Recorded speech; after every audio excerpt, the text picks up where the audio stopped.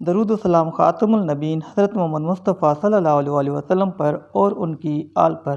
السلام علیکم، بسم اللہ الرحمن الرحیم۔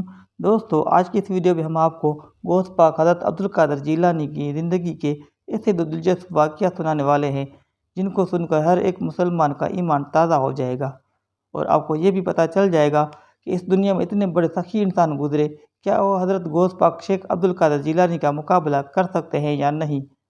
دوستو، ایک دفعہ حضرت غوث پاک نے 100 عربی نسل کے گھوڑے خرید لیے، اور بہت سی روایت میں ملتا ہے کہ حضرت غوث پاک نے 50 عربی نسل کے گھوڑے خرید لیے۔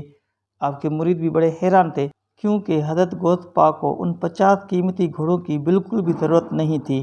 یہ ایک راز تھا، اور اس راز کے بارے میں غوث پاک نے کسی سے ذکر نہیں کیا، اور کسی مرید میں اتنی جرأت نہ ہوئی کہ وہ غوث پاک کے فیصلے پر سوال اٹھا سکتے۔ وقت گزرتا رہا۔ اس وقت ایک عربی نسل گھوڑے کی قیمت آج کے اس دور میں لینڈ کروزر گاڑی کی قیمت کے برابر تھی، اور اسی طرح غوث پاک کے 50 گھوڑے خریدے تو آج کے دور میں اس گھوڑوں کی قیمت 50 گاڑیوں کے برابر تھی۔ ایک دن ایک آدمی کے پاس اس کا دوست ملنے کے لیے آیا، تو وہ اس کو اپنے گاؤں میں گھمانے کے لیے لے گیا، اور گھماتے گھماتے جب وہ غوث پاک کے استبل کے پاس سے گزرے تو اس نے دیکھا کہ حضرت غوث پاک کے استبل میں 50 عربی نسل کے گھوڑے بندھے ہوئے تھے۔ اس نے پوچھا کہ یہ کس کا استبل ہے، تو اس کے دوست نے بتایا کہ یہ غوث پاک کا استبل ہے، اور اس میں 50 قیمتی گھوڑے ہیں اور اعلیٰ قسم کی خوراک کھا رہے ہیں۔ پھر اس نے دیہاتی نے کہا، چلو میں تمہیں اپنے غوث پاک سے ملانے چلتا ہوں، غوث پاک سے مل کر آپ کا ایمان تازہ ہو جائے گا۔ اس آدمی نے کہا، نہیں، پھر کبھی ملیں گے، آج میرا دل نہیں کر رہا۔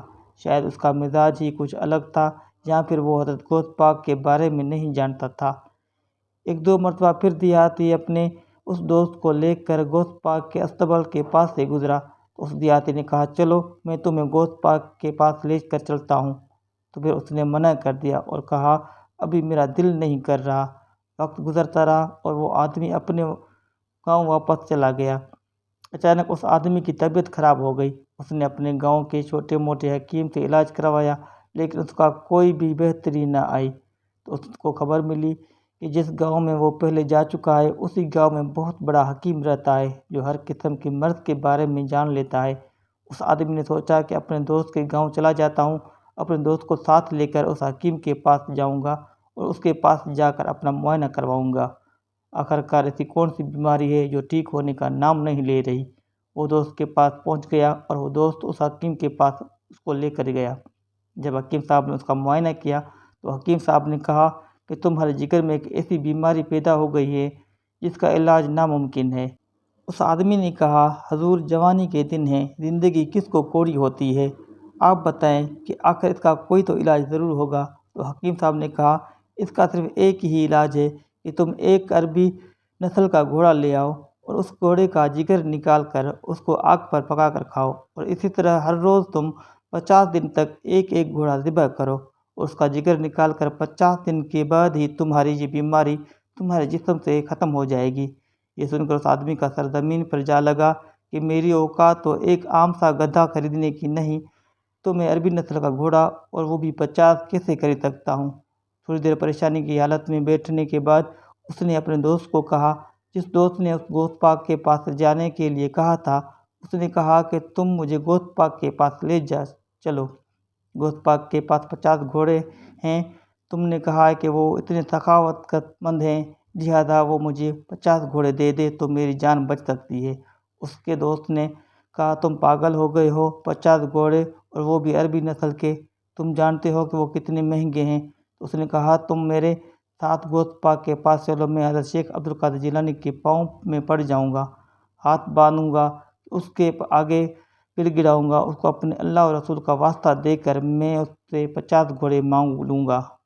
وہ منع کرتا رہا، لیکن اپنے دوست کے ہاتھوں مجبور ہو کر وہ اس کے ساتھ غوث پاک کے پاس چل پڑا۔ جب غوث پاک کے پاس پہنچے تو اس آدمی کے کہنے سے کچھ پہلے غوث پاک نے کہا، جاؤ اور سامنے 50 گھوڑوں میں بندھے ہوئے ایک گھوڑا کھول کر لے جاؤ، اور اس کو ذبح کرو، اس کا جگر نکال کر کھاؤ، اور ہر روز آنا اور اسی طرح ایک گھوڑا کھول کر لے جانا 50 دن تک۔ باقی بچے ہوئے گھوڑوں کو بھی خوراک تمہیں ڈالنے کی ضرورت نہیں، تمہیں اپنی صحت کا خیال رکھنے کی ضرورت ہے، ان کو چارہ بھی میرے مرید ہی ڈالتے رہیں گے، لہذا تم ہر روز استبل میں آنا، ایک گھوڑا کھول کر لے جانا اور اس کا جگر نکال کر اپنے علاج کے طور پر کھاؤ۔ وہ آدمی بڑا حیران اور پریشان ہو گیا اور کہا کہ حضور، آپ کو کیسے پتہ چلا کہ مجھے یہ بیماری ہے؟ اور مجھے حکیم صاحب نے عربی نسل کے گھوڑے کے جگر کا علاج بتایا۔ تو غوث پاک نے کہا کہ جب تم اپنے دوست کے گاؤں کے لیے روانہ ہو رہے تھے تو اسی دن میں بھی تمہارے گاؤں سے گزر رہا تھا، اور جب میں نے تمہیں دیکھا تو تجھے دیکھ کر مجھے پتہ چلا کہ یہ تجھے چند دن بعد جگر میں ایک ایسی بیماری پیدا ہونے والی ہے جس کا علاج صرف عربی نسل کے گھوڑے کا جگر ہوگا، اور وہ بھی تمہیں 50 دن تک کھانا پڑے گا۔ لہذا اس لیے میں نے 50 گھوڑے خرید لیے، اور وہ گھوڑے میں نے کسی اور کے لیے نہیں، صرف تمہارے لیے خریدے تھے۔ یہ سن کر وہ آدمی اسی وقت غوث پاک کے قدموں میں گر گیا اور کہا، حضور آپ مجھے مرید بنا لیں، میں آپ کا مرید بننا چاہتا ہوں۔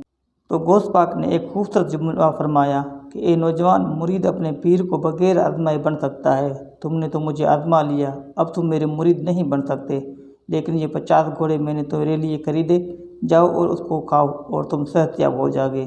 وہ نوجوان غوث پاک کی اس سخاوت اور دور اندیشی کے بارے میں اتنا متاثر ہوا کہ ساری زندگی اللہ تعالیٰ کی عبادت میں گزار دی۔ دوستو، دوسرا واقعہ آپ کے ساتھ شیئر کرتے ہیں کہ ایک دفعہ غوث پاک نے بتایا کہ جب میں جوانی کے دور میں تھا تو ہر روز رات کو لوگ اپنے اپنے گھروں میں آرام و بستر پر سو جاتے تو میں اپنا تھوڑا بہت ضروری سامان لے کر گھر کے پاس ہی میں موجود جنگل میں چلا جاتا اور جنگل کے درختوں کے نیچے بیٹھ کر ساری رات اللہ کی عبادت کرتا۔